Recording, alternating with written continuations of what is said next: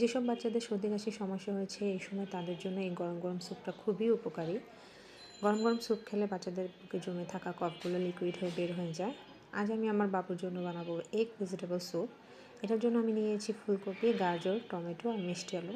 সবগুলো উপকরণকে আমি প্রথমে একটু লবণ দিয়ে সেদ্ধ করে নেব। যখন এটা ফুটে আসবে তখন আমি একটা ডাল ঘুটনি দিয়ে একটু আধা ভাঙা করে নেব। এর সাথে আপনারা চাইলে একটু গোলমরিচ অ্যাড করতে পারেন, বাট আমি করব না।